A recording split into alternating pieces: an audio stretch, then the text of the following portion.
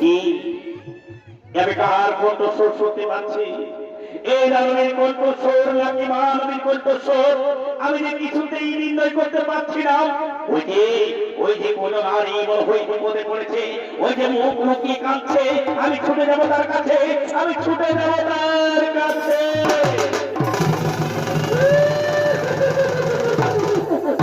বলো বলো নারী বলো, কেন আজ একা কিরম ভোগা রাত্রি করছো? ক্রন্দন তোমার কি হয়েছে? আমি হলাম এই রাজ্যের কুলদেবী। কুলদেবী সত্যি যদি কুলদেবী হয়ে থাকো মা, আমায় আশ্রম রূপে দর্শন দাও মা, আমায় আশ্রম রূপে দর্শন দাও। এই দেখো আমার আশ্রম।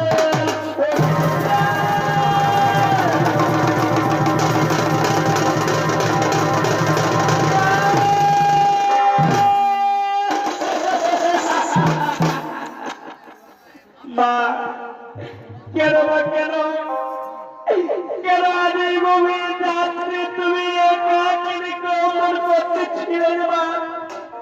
কেন তুমি ক্রন্দন করতেছিলে? ব্রাহ্মণ আমি হলাম এই রাজ্যের কুলদেবী।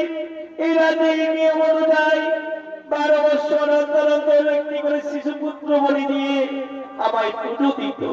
তাই রাজা দেয়নি পূজা, তাই আমি ক্রন্দন করতে করতে রাজ্য ছেড়ে চলে যাচ্ছি। আমি যদি এই রাজ্য ছেড়ে চলে যাই, এই রাজ্য ধ্বংস হয়ে যাবে।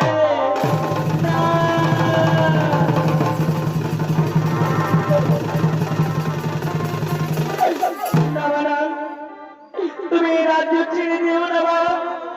তুমি আমাকে একটি বার বলো মা, কি করে তোমার পুজো দিতে হয়? ওরে ব্রাহ্মণ দেবতা, তুমি আমার চরণ ছুঁয়ে প্রতিজ্ঞা করো, আর আমি তোমার কাছে যা চাইবো তুমি তাই দেবে। আমি আপনার চরণ ছুঁয়ে প্রতিজ্ঞা করে বলছি মা, আর যদি প্রয়োজন হয় আমি আমার জীবনের শেষ রক্তবিন্দু ঢেলে দেবো মা। বলো মা বলো, কি করে তোমার পুজো দিতে হয়?